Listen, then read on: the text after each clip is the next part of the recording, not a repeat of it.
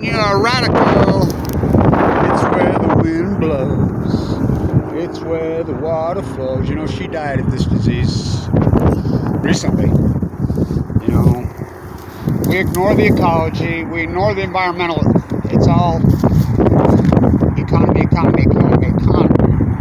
So I want to talk about this as far as if we can get this to work. We'll get it. The most discriminated people on earth, especially in, well, I shouldn't say on earth. It's not true in Europe. It's true here. The most discriminated people in the United States, bar none, are acute cancer survivors. Long-term acute cancer survivors. When the doctor uses the word acute on you, you're not going to take a pill, you're not going to eat some exercise, you're not going to change your diet, you're not going to change your behavior, your habits, and save you. It's on. It's on. You got fire. You better fight fire with fire. And the only chance you have when the doctor uses acute, especially with AML. I have AML de novo, OS with a marker of 44. It's pretty well unsurvivable. Too sick for a transplant. You got to fight fire with fire. That's when I developed the can flipping, all of this so hardcore, the dynamics of the fight. The dynamics of the fight. I don't think people understand. I know they don't understand. So what happens, even if you're insured, these bills are millions of dollars. You go into a bone marrow transplant unit. You know, if you're lucky enough to get a transplant and survive it, or, you know, these bills are gigantic and there's a byproduct. And you say, oh, you use chemo. You have no other options. There are no other options when they use acute. AML, the fucking average life expectancy once the doctor diagnoses you is a matter of weeks. I went from 175 to 130 pounds in 3 weeks in the fall of 2011. I want people to understand this whole dynamic fight of mine, the fight against, it's nothing new. I've been doing it my whole life, but people forget. The vast majority of this whole fight post-Fukushima, I've been in critical condition. In radical, and even if you're insured, you're economically destroyed. I was inside a bone marrow transplant unit off and on for 5 years. In 2015, May, this time of year, well, they finally figured out, thought it was my pancreas, my gallbladder. I was scheduled for surgery. The day before surgery, they called me and said, no surgery. I said, why? They says, you have no insurance. I says, well, I forked over $1 million. I had $1 million in Tesla stock. Remember I had you all buying in 2011? In Apple stock. That wiped out. I didn't put myself on Medicaid. The hospital did.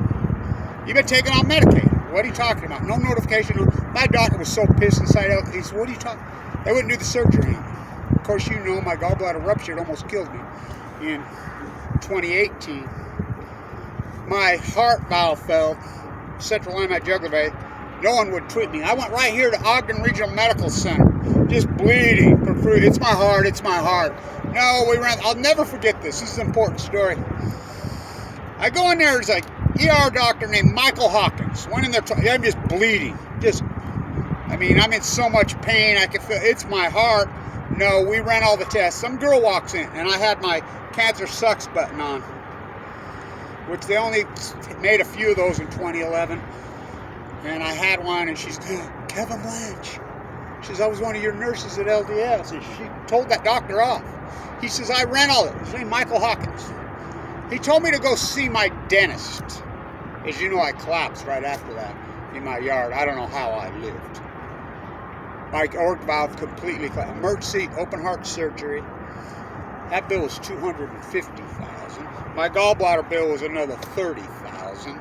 You know, not to mention all the other. I got sick again this spring. It was my teeth. Chemo taken out, had them all pulled. No insurance again. I don't think people have a clue. We have no insurance. And when you're sucked up and you're all skinny and you're walking around like this, of course you have a support network. But then you start to come out of it and people forget. It's kind of like Fukushima. They forget about it. It doesn't forget about you. This fight's long. Really long. It's ugly. I really haven't started to feel like I've coming out until recently. And it's been almost 11 years. It's brutal. It's wicked. It's the social aspect of it. Oh, fuck. Your relationships are just destroyed. Economics of it? Oh, fuck. Even if you have insurance, you got 10 or 15% copay, you're freaking wiped out. Something like 85% of long-term AML leukemia survivors end up divorced because of the whole dynamic. The economics of it. It's so hardcore. We are so hardcore discriminated against, it's unbelievable. I mean, your credit is wiped out. Medical debt just laying all over. I haven't even had a credit card in 20 years. I haven't even applied for credit in 20 fucking years. I mean, I had perfect. My house payment, my tiny house payment, I've missed a house payment in years and years and years. Yeah, my credit score is fucking... because I got medical debt laying all over fucking hell. There's no way I could pay it. Fucking, your work history? Fuck, you got a full-time job trying to stay alive. I don't think people have a clue. No fucking clue how abusive the whole fucking dynamic. And think about this. Think about this. My YouTube site, my whole dynamic, my whole fucking YouTube sites, whole Facebook pages, 100% dedicated to slander Kevin Blanch. There were several YouTube sites telling me I'm faking my cancer when I'm inside a bone marrow transplant with a central line. Fucking videos fucking with my chest split open in the fucking ICU unit. In critical condition. Slandering me, which are felonies in all 50 fucking states. But they could do it. And I tracked it down. I went to the FBI. Fuck the NEI, the nuclear, my own fucking government, the Department of Energy, who murdered my father. Fucking drafted Marine in the Nevada test site. He died of this disease in the prime of his fucking life. Hanukkah. At some point, when do you throw down and fight back? My doctor says it best. He says, you're the biggest miracle in my 40-year career. I never seen anything like it. I went into LDS East Day. You go ask Celeste, there for 26 years. One day she called me over. I'm in the clinic. Kevin, come here. I want to talk to you. Yeah? I got to tell you how proud I am. I prepared your paperwork going in. She says, I ranked you as a red 10. I fully prepared to do your paperwork going out in a body bag that week. I've never seen a red 10 in 26 years walk out of this unit. Ever. You did it. You should be incredibly proud of yourself. Yeah. Well, my greatest accomplishment? Oh no. I'll be raising my kids and my grandkids. You know, fighting for the ecology, fighting for Mother Earth. I did lots of interviews in those days. How do you survive? I fight for her. She fights for me. I walked the entire coast of California with platelets of 38. My platelets set at 38 for 3 or 4 years. 5 years. I mean, people attacking me viciously. I had guns in my face because of the slander going on fucking YouTube at me. Fucking all I'm trying to do is fucking take on the nuclear, and all I did the whole time was tell the truth. Call these full blown out nuclear meltdowns, and I get attacked. I get fucking all kinds of strikes. I get all kinds of shit taking out fucking videos for what? Telling the fucking truth? So, I want to get this up for all you long-termers.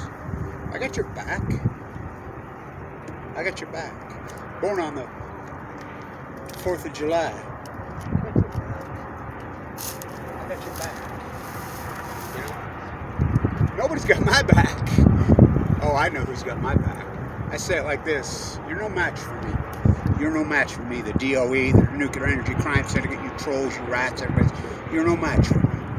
My doctor says it all day. He's afraid of you bullies. He's been fighting the biggest bully in the face of fucking human history.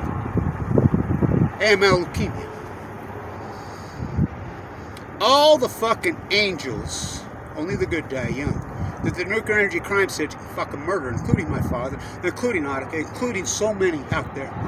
You're no match for me, the mighty blue lady of the Pacific Ocean. As I said, she's going to fight back. You're no match for me. Because those angels they murdered, they watch out for me. And you can flee.